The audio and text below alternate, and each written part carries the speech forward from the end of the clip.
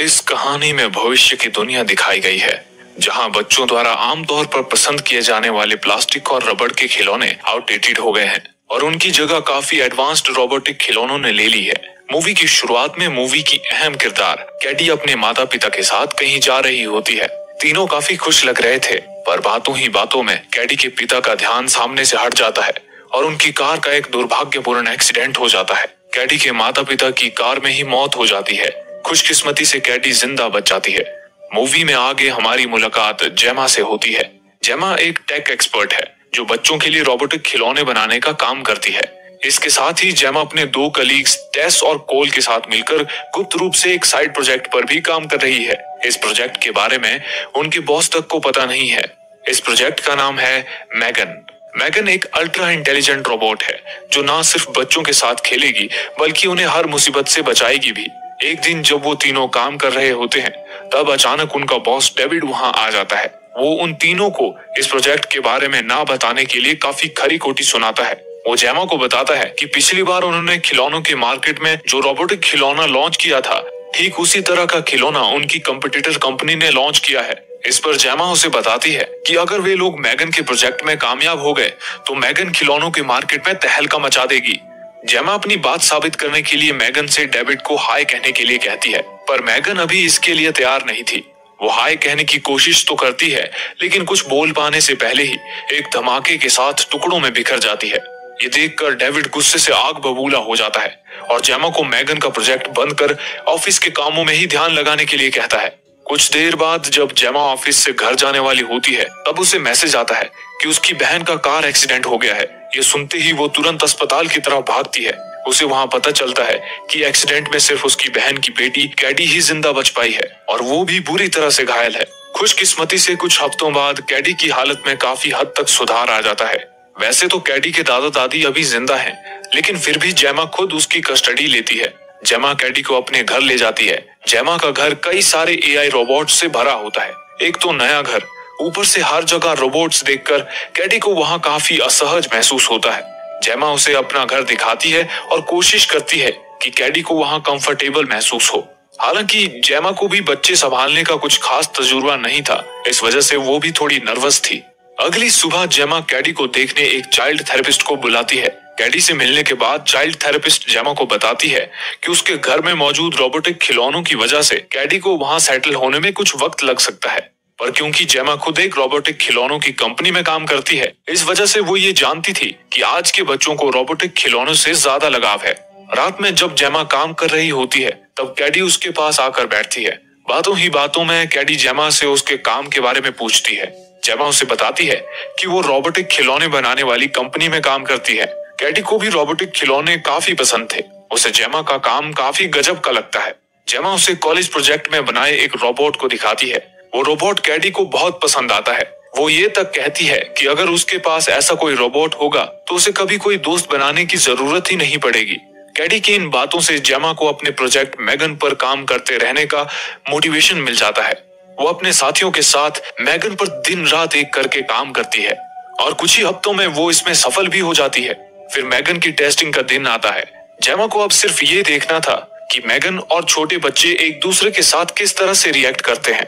इसके लिए जेमा को कैडी से बेहतर शायद ही कोई और बच्चा मिलता। कैडी को मैगन के दिमाग में प्राइमरी यूजर के तौर पर सेट करने के लिए जेमा कैडी को मैगन के हाथ को छूकर अपना नाम बताने के लिए कहती है। उसके ऐसा करते ही मैगन एक्टिवेट हो जाती है। जेमा ने मैगन को काफी बारीकी से डिजाइन किया था। एक्टिवेट होते ही मैगन कैडी के चेहरे के हाव भाव से उसकी इमोशनल स्टेट जांचने लगती है और इसी के आधार पर वो उससे बात करना शुरू करती है। उस कमरे में पेंटिंग का सामान भी रखा हुआ था। मैगन कैडी से कहती है कि उन्हें कुछ पेंट करना चाहिए। हालांकि मैगन उसे ये नहीं बताती कि वो क्या पेंट करेगी, बस कहती है वो कुछ अच्छा पेंट करने वाली है। इसके बाद वो स्केच पेन से कागज पर कुछ ड्रॉ करने लगती है और कुछ ही पलों बाद वो कैडी को उसकी बनाई हुई पेंटिंग देखने के लिए कहती है। पर जब कैडी वो कागज देखती है तो निराश हो जाती है, क्योंकि मैगन ने उस कागज पर एक लाइन तक नहीं बनाई थी। ऊपर से मैगन कागज पर पानी भी गिरा देती है। बाहर से देख रहे डेविड को भी निराशा महसूस होती है। उसे भी लगता है कि जेमा इस बार भी मैगन को पूरी तरह से सक्षम बनाने में फेल हो गई है। लेकिन कैडी जब उस कागज को गौर से देखती है तो चौंक जाती है। कागज पर गिरे हुए पानी की वजह से वहाँ मैगन का बनाया हुआ चित्र दिखने लगता है। मैगन ने कैडी की हूबहू तस्वीर बनाई थी। ये देखकर कैडी की खुशी का ठिकाना नहीं रहता। डेविड भी खुशी से झूम उठता है। उसे रोबोटिक खिलौनों के मार्केट में तहलका मचाने का जरिया जो मिल गया था। वो जेमा को जल्द ही मैगन के प्रोडक्शन को शुरू करने का आश्वासन देता है। इसके बाद जेमा मैगन को अपने घर ले आती है। मैगन घर के अंदर पांव रखते ही हर चीज को स्कैन करना शुरू करती है। जेमा ने उसकी ऑपरेटिंग सिस्टम ही इस तरह से बनाई थी कि वो चीजों को स्कैन कर उसकी जानकारी अपने दिमाग में स्टोर करके रखती थी। अब मैगन के पास सिर्फ एक काम था, कैडी का ध्यान रखना। मैगन कैडी की हर छोटी से छोटी चीज का ख्याल रख रही थी। फिर वो टॉयलेट के बाद मैगन को फ्लश करना याद दिलाना हो या हाथ धोना, साथ ही वो उसे रोजमर्रा की जिंदगी में इस्तेमाल होने वाली छोटी से छोटी चीज के पीछे का साइंस बताकर उसका पढ़ाई में इंटरेस्ट जगा रही थी। कैडी अब अपना पूरा वक्त मैगन के साथ ही रहती थी। मैगन कैडी की जिंदगी का एक अभिन्न अंग बन चुकी थी। इस वजह से जेमा को भी खुद के लिए काफी फ्री टाइम मिलने लगा था। ऐसे ही एक दिन कैडी अपने तीर और कमान के साथ खेल रही होती है और मैगन उसे खेलते हुए देख रही थी। तभी कैडी मैगन से उसका गुम हुआ तीर ढूंढने के लिए कहती है। जेमा और उसके पड़ोसी के कंपाउंड में एक छेद था। मैगन को उसी छेद से वो तीर पड़ोस के आंगन में गिरा हुआ दिखता है। वो उसे लाने के लिए आगे बढ़ती है, पर उसे ये नहीं पता था कि पड़ोसी के पास एक खूंखार कुत्ता भी है। वो मैगन को अपने दांतों में पकड़कर घसीटने लगता है। कैडी जोर से मदद के लिए चिल्लाती है, लेकिन जेमा अपने काम में बिजी होने की वजह से उसे उसकी आवाज सुनाई नहीं देती।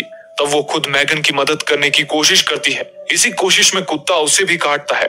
इस बार उसके चिल्लाने की आवाज जेमा तक भी पहुंचती है। वो तुरंत घर से बाहर आती है। तब तक कुत्ते ने मैगन और कैडी को छोड़ दिया था। कुत्ते की वजह से जेमा अपने पड़ोसी को काफी खरी खोटी सुनाती है, लेकिन वो भी माफी मांगने के बजाय उसे ही उल्टा जवाब देती है। मैगन पड़ोसी को अजीब ढंग से घूर रही थी। कुत्ते के काटने की वजह से कैडी की तबीयत खराब हो जाती है। मैगन के अंदर बदले की भावना जाग गई थी। रात होते ही वो पड़ोसी के कुत्ते को उसके मालिक की आवाज में अपने पास बुलाती है। कुत्ते के पास आते ही वो उसे मौत के घाट उतारती है।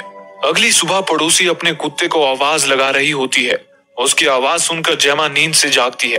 जेमा पड़ोसी को देखती है और उसे नजरअंदाज कर कैडी की तबीयत देखने उसके कमरे में जाती है। कैडी की तबीयत में सुधार तो था, लेकिन वो अभी भी पूरी तरह से ठीक नहीं हुई थी।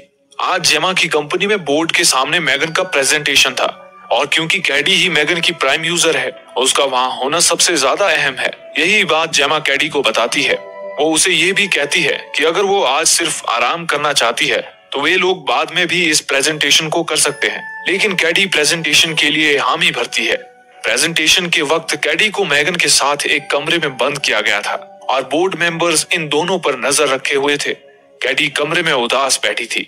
एकाएक वो रोने लगती है। उसे रोता देख सभी बोर्ड मेंबर्स निराश होने लगते हैं, पर मैगन इस सिचुएशन को बड़े प्यार से संभाल लेती है। वो कैडी को उसकी उदासी की वजह पूछती है। कैडी उसे बताती है कि वो अभी भी अपने माता पिता की मौत को भुला नहीं पाई है। मैगन कैडी से उसकी माँ की अच्छी यादों के बारे में पूछती है। कैडी उसे अपनी माँ के साथ बिताए हुए सबसे यादगार पलों के बारे में बताती है। मैगन ये सब उसकी छाती में फिट वॉइस रिकॉर्डर में रिकॉर्ड करती है और कहती है कि अब वो जब भी चाहे इस याद को सुन सकती है। इसके बाद मैगन कैडी का मूड बदलने के लिए एक गाना भी गाती है। बाहर से ये सब देख रहे बोर्ड मेंबर्स मैगन की होशियारी से काफी प्रभावित हो जाते हैं। कुछ लोग तो रो देते हैं। चेयरमैन मैगन से काफी इम्प्रेस हो गया था। वो मैगन का प्रोडक्शन शुरू करने की इजाजत भी देता है और साथ ही डेविड को जेमा के प्रमोशन के लिए पेपर्स तैयार करने के लिए कहता है। दूसरी ओर डेविड का पीए मैगन का कोट चुरा रहा था। पता चलता है कि असिस्टेंट ही वो आदमी था जो कंपनी में तैयार होने वाले प्रोडक्ट्स के डिटेल्स दूसरी कंपनीज को बेचता था। तभी डेविड वहां आता है। डेविड के आते ही वो तुरंत लैपटॉप बंद कर देता है। डेविड को लगता है कि असिस्टेंट कोई गंदी फिल्म देख रहा है, इस वजह से वो उसके लैपटॉप पर ध्यान नहीं देता। डेविड उसे मैगन के प्रोजेक्ट से रिलेटेड कुछ पेपर्स तैयार करने के लिए कहता है और वहां से चला जाता है। अगले दिन कैडी को देखने चाइल्ड थेरेपिस्ट घर आती है। कैडी के साथ सेशन खत्म करने के बाद चाइल्ड थेरेपिस्ट इस नतीजे पर पहुंचती है कि जेमा से एक बहुत बड़ी गलती हुई है। वो कहती है कि जब किसी बच्चे के माँ बाप मर जाते हैं तब उसे किसी दूसरे इंसान के सहारे की सख्त जरूरत होती है। कैडी के केस में बदकिस्मती से वो सहारा मैगन है। यही वजह है कि वो मैगन से भावनिक तौर पर कुछ ज्यादा ही जुड़ गई है। थेरेपिस्ट के मुताबिक मैगन की जगह जेमा को होना चाहिए था, क्योंकि मैगन के उसके साथ होने की वजह से कैडी ने खुद को बाहर की दुनिया से अलग कर दिया है। अगर ऐसा ही चलता रहा तो वो पूरी तरह से ग्रो नहीं कर पाएगी। डिनर के वक्त जेमा कैडी से इस बारे में बात करती है। वो उसे बताती है कि उसने एक आउटडोर स्कूल ढूंढ निकाला है जहां बच्चों को क्लासरूम में बंद करने के बजाय बाहर की आगोश में पढ़ाया जाता है। जेमा कैडी को घर से बाहर निकलकर अपने जैसे बच्चों के साथ समय बिताने के लिए कहती है। कैडी जेमा से पूछती है कि क्या वो मैगन को भी अपने साथ ले जा सकती है। जेमा के मना करते ही वो गुस्से में उठकर वहां से जाने लगती है। जेमा उसे रोकने की कोशिश करती है, लेकिन कैडी गुस्से में उसकी बात ना मानते हुए वहां से जाने की कोशिश करती है। मैगन भी ये सब देख रही थी। वो कैडी को छोड़ने के लिए जेमा को धमकाती है। जेमा उसे डांटते हुए कहती है कि उसे यूजर्स की प्राइवेट बातों में दखल अंदाजी नहीं करनी चाहिए। जेमा मैगन को बंद होने का आदेश देती है, पर मैगन इंसानों की भांति उसे पूछती है कि क्या वो श्योर है कि उसे बंद हो जाना चाहिए। जेमा उसे फिर से एक बार बंद होने का आदेश देती है, तब जाकर मैगन खुद को ऑफ करती है। मैगन बंद हुई कि नहीं देखने के लिए जेमा उसके पास जाती है। हालांकि जैसे ही वो वहां से जाने के लिए पलटती है, मैगन अपने आप अपनी आंखें खोलती है। मैगन की हरकतों से लग रहा था कि धीरे धीरे वो जेमा के कंट्रोल से बाहर होती जा रही थी। अगले दिन जेमा कैडी को आउटडोर स्कूल लेकर जाती है। कैडी अभी भी मैगन को अपने साथ रखने की जिद पकड़े हुई थी। तभी उस स्कूल की एक टीचर वहां आती है। उसने जेमा और कैडी की बातें सुन ली थी। वो जेमा से कहती है कि कैडी उसका खिलौना यानी मैगन को स्कूल ला सकती है। उन्होंने बच्चों के खिलौनों के लिए एक खास जगह बनाई हुई थी जहां पर वे लोग उनके खिलौने रखा करते थे, पर क्योंकि अभी तक मैगन को ऑफिशियली लॉन्च नहीं किया गया था, इस वजह से जेमा को इस बात का भी डर था कि कोई मैगन को चुरा ना ले। मैगन उसकी ये परेशानी भांप लेती है और जेमा से कहती है कि वो हमेशा अपने अंदर का जीपीएस ऑन रखेगी ताकि जेमा को उसकी लोकेशन के बारे में पता रहे। टीचर जेमा को एक और सुझाव देती है। वो कहती है कि मैगन और कैडी पर नजर रखने के लिए जेमा भी वहां पर रुक सकती है। आखिरकार जेमा मान जाती है। टीचर सभी बच्चों को इकट्ठा कर कुछ एक्टिविटीज देने वाली थी। उसी बीच जेमा और अन्य एक स्टूडेंट ब्रेंडन की माँ बच्चों के लिए सैंडविचेस बना रहे थे। ब्रेंडन की माँ और जेमा के बीच हल्की सी बातचीत होती है, जिसमें पता चलता है कि उसका बेटा ब्रेंडन काफी बदतमीज लड़का है। वहाँ टीचर बच्चों को एक्टिविटीज परफॉर्म करने के लिए दो दो बच्चों के ग्रुप्स में डिवाइड करती है। बदकिस्मती से कैडी को पार्टनर के तौर पर ब्रेंडन मिलता है। जब वे दोनों जंगल में एक्टिविटी परफॉर्म कर रहे थे, तब अचानक ब्रेंडन कैडी को परेशान करने लगता है। तभी मैगन वहां आ जाती है। कैडी मैगन को वहां देखकर चौंक जाती है। ब्रेंडन उससे मैगन के बारे में पूछता है। कैडी उसे बताती है कि वो एक रोबोट है। ब्रेंडन मैगन को देखने उसके पास जाता है और कैडी से कहता है कि वो मैगन को उसके साथ बात करने के लिए कहे। कैडी उसे बताती है कि मैगन उसके अलावा और किसी के साथ बात नहीं करती।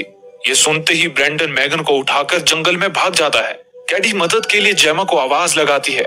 जेमा को उसकी आवाज सुनाई देती है और साथ ही वो देखती है कि मैगन अपनी जगह पर नहीं है। वो तुरंत कैडी की तरफ भागती है। दूसरी ओर ब्रेंडन मैगन को एक सुनसान जगह ले जाकर रुकता है और उसे मारने लगता है। उसे इस बात का जरा भी अंदाजा नहीं था कि आगे उसके साथ क्या होने वाला है। एकाएक मैगन एक्टिवेट हो जाती है। ब्रेंडन को सबक सिखाने के लिए वो बड़ी निर्दयता से उसका कान उखाड़ती है। ब्रेंडन जैसे तैसे खुद को मैगन के चंगुल से छुड़ाता है और वहां से भागने लगता है, पर मैगन इतने में ही कहां मानने वाली थी। मैगन किसी जंगली जानवर की तरह उसके पीछे पड़ जाती है। भागते भागते ब्रेंडन फिसल जाता है और सीधे रोड पर जा गिरता है। इससे पहले कि ब्रेंडन खुद को संभाल पाता, एक कार उसे कुचल डालती है। मैगन ये भयावह दृश्य बड़ी निष्ठुरता से देख रही थी। इसके बाद पुलिस सभी से इस घटना के बारे में पूछताछ करती है। मैगन कार की खिड़की से कैडी के हाव भाव पढ़ रही थी। कैडी काफी घबराई हुई थी। मैगन कैडी के हाव भाव से समझ गई थी कि वो खुद को इसके लिए जिम्मेदार मान रही है। घर पहुंचने के बाद जेमा कैडी को शांत करती है। जेमा कैडी को जंगल में जो कुछ हुआ वो बताने के लिए कहती है। कैडी उसे बताती है कि ब्रेंडन मैगन को जहां रखा था वहां से उठाकर भाग गया था। वो जेमा को ये बात नहीं बताती कि मैगन खुद जंगल में आई थी। तभी दरवाजे पर दस्तक होती है। दरवाजे पर पुलिस वाला था। पुलिस वाला पड़ोसी के गुम हुए कुत्ते के बारे में पूछताछ करने के लिए आया था। मैगन उसे बताती है कि उसे इस बारे में कोई खबर नहीं है। तभी पीछे से पड़ोसी चिल्लाकर जेमा पर आरोप लगाती है कि उसी ने उसके कुत्ते को गायब किया है। वो कहती है कि मैगन रात के 3 बजे भी खिड़की से बाहर झांकती रहती है। जरूर उसी ने उसके कुत्ते को गायब किया होगा। जेमा पुलिस वाले को बताती है कि मैगन सिर्फ एक खिलौना है। पुलिस वाला मैगन को देखकर सोच में पड़ गया था। वो जेमा को कुछ पता चलते ही बताने के लिए कहता है और वहां से चला जाता है। उसके जाने के बाद जेमा की पड़ोसी घर के सामने आकर चिल्लाती है कि जरूर जेमा ने ही उसके कुत्ते को गायब किया है। रात में कैडी मैगन से पूछती है कि क्या उसी ने ब्रेंडन का खून किया था। मैगन खुद की करतूत का पक्ष लेते हुए कहती है कि ब्रेंडन जैसे लोग जो बेवजह औरों को परेशान करते हैं उन्हें जिंदा रहने का कोई हक नहीं है। इसके बाद मैगन कैडी को एक लोरी सुनाकर सुलाती है। मैगन के लिए वो पड़ोसी एक खतरा बन चुकी थी, जिसके कुत्ते को उसने मारा था। रात में जब सब लोग सो जाते हैं, तब मैगन पड़ोसी को एक दर्दनाक मौत देकर हमेशा के लिए उसे सुलाती है, यहाँ तक कि वो अपने पीछे कोई सबूत भी नहीं छोड़ती। अगले दिन पुलिस वाला फिर से एक बार जेमा के घर आता है। जेमा को लगता है कि वो फिर से कुत्ते के बारे में पूछने के लिए आया है। हालांकि वो पड़ोसी के मर्डर के बारे में पूछताछ करने वहां आया था। पुलिस वाले जेमा पर भी शक करने लगे थे। स्कूल में हुई ब्रैंडन की मौत और अब पड़ोसी की मौत की वजह से जेमा को मैगन पर शक होने लगा था। वो जाकर मैगन की बॉडी में फिट कैमरे की रिकॉर्डिंग चेक करती है। वहां उसे एक रिकॉर्डिंग दिखाई देती है जिसमें ब्रैंडन मौजूद था, लेकिन इससे पहले कि जेमा वो रिकॉर्डिंग पूरी देख पाती, वो रिकॉर्डिंग बंद हो जाती है। इसके साथ ही उस दिन की सारी वीडियो रिकॉर्डिंग्स की फाइल अपने आप करप्ट हो जाती है। जेमा को समझ नहीं आ रहा था कि ये सब एकाएक कैसे हो गया। तभी मैगन वहां आती है और जेमा से पूछती है कि वो क्या कर रही है। जेमा उसे झूठ बोलकर टालने की कोशिश करती है, पर मैगन काफी होशियार है। उसे समझ आ गया था कि जेमा को उस पर शक हो गया है। मैगन की बातों से जेमा का भी शक लगभग यकीन में बदल गया था और उन दो हत्याओं के पीछे मैगन का ही हाथ है। जेमा उसे टर्न ऑफ होने के लिए कहती है, पर मैगन टर्न ऑफ होने से इनकार करती है। इससे पहले कि मैगन कुछ करती, जेमा उसे एक पेन दिखाती है और बड़ी होशियारी से उसे टर्न ऑफ करती है। इसके बाद जेमा बिना समय गवाए मैगन को पैक करती है और अगले ही दिन उसे ऑफिस ले जाती है। पर इस बात से कैडी काफी खफा हो गई थी। अपने बेस्ट फ्रेंड को खोने की वजह से उसका गुस्सा 7वें आसमान पर पहुंच गया था। जेमा अपने ऑफिस में ही कैडी की चाइल्ड थेरेपिस्ट के साथ मीटिंग फिक्स करती है। ऑफिस में पहुंचने के बाद जेमा टेस और कोल को मैगन के मर्डरर होने के बारे में बताती है। हालांकि दोनों को इस बात पर यकीन करना मुश्किल हो रहा था। 2 दिनों बाद ही कंपनी मैगन को लॉन्च करने वाली थी। मैगन की एडवर्टीजमेंट की वजह से पहले ही सारे बच्चे मैगन के लॉन्च होने का बेसब्री से इंतजार कर रहे थे। टेस और कोल जेमा से कहते हैं, अगर मैगन सच में मर्डरर है तो ये बात उन्हें साबित करनी पड़ेगी, वरना डेविड मैगन की लॉन्चिंग कभी कैंसिल नहीं करेगा। दूसरी ओर चाइल्ड थेरेपिस्ट कैडी को शांत करने की कोशिश कर रही थी, पर कैडी गुस्से से पागल हो गई थी, यहाँ तक कि वो चाइल्ड थेरेपिस्ट को मारने के लिए अपने हाथ में पेंसिलों का गुच्छा लेती है। तभी जेमा उसे शांत करने के लिए अंदर आती है। जेमा भी उसे शांत करने की कोशिश करती है, लेकिन कैडी किसी की बात सुनने के मूड में नहीं थी। वो गुस्से में जेमा के ही गाल पर तमाचा मारती है। हालांकि अगले ही पल उसे उसकी गलती समझ आती है और वो जेमा से माफी मांगती है। कुछ देर बाद जेमा कैडी को घर लेकर जा रही होती है, तब उसे टेस का कॉल आता है। ये कॉल दरअसल मैगन ने किया था। अब उसने खुद को इस कदर अपडेट कर लिया था कि वो बगैर छुए किसी के भी फोन को कंट्रोल कर सकती थी। जेमा उसे बताती है कि वो अपने घर जा रही है। थोड़ी देर बाद टेस की नजर अपने फोन पर पड़ती है। उसे समझ आता है कि किसी ने उसके फोन से जेमा के साथ बात की है। थोड़ी देर बाद जब टेस और कोल मैगन के सिस्टम को चेक कर रहे होते हैं, तब अचानक उनका पीसी बंद हो जाता है। उनका शक सीधे मैगन पर जाता है। जब कोल मैगन से अटैच्ड सभी वायर निकालने जाती है, तब अचानक मैगन एक्टिवेट हो जाती है और बड़ी फुर्ती से कोल के गले में वायर डालकर उसे मरने के लिए छोड़ देती है। खुशकिस्मती से टेस वक्त रहते कोल को बचा लेती है। इसी बीच मैगन अपने हाथ में एक छुरा लेती है और लैब से बाहर निकल जाती है। रास्ते में उसे डेविड और उसका असिस्टेंट भी मिलता है। वो उन दोनों को एक दर्दनाक मौत देकर आगे बढ़ती है। कंपनी के हेड ऑफिस के नीचे एक कार खड़ी थी। मैगन उसे भी बगैर छुए कंट्रोल कर पा रही थी। वो उसमें बैठकर जेमा से अपना हिसाब पूरा करने निकल जाती है।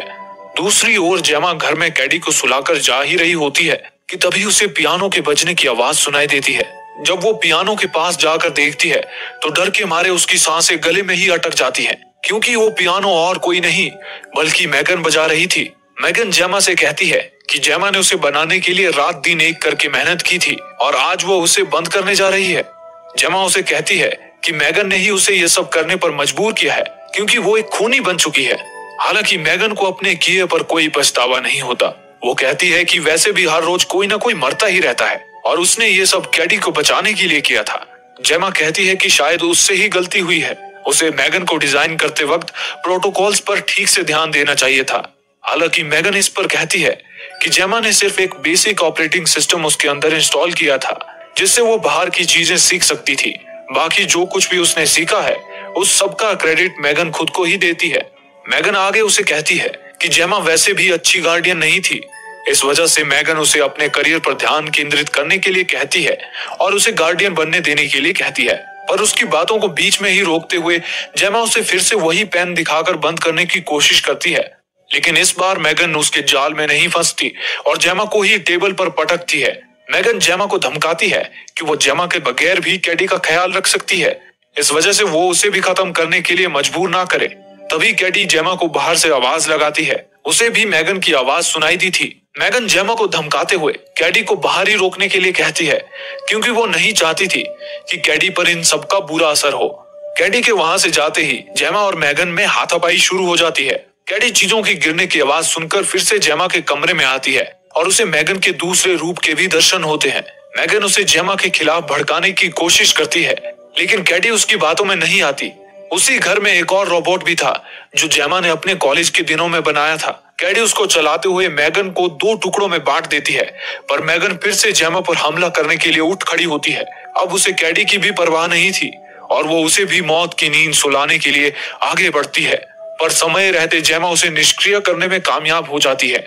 मैगन को निष्क्रिय करने के बाद जेमा और कैडी घर से बाहर निकलते हैं। बाहर टेस और कोल पुलिस के साथ खड़े होते हैं। दोनों उनके साथ वहां से चले जाते हैं। मूवी के अंत में दिखाया जाता है कि मैगन ने पहले ही खुद को जेमा के घर में फिट एआई सिस्टम में अपलोड कर रखा है। और इसके साथ ही ये मूवी यहीं समाप्त होती है।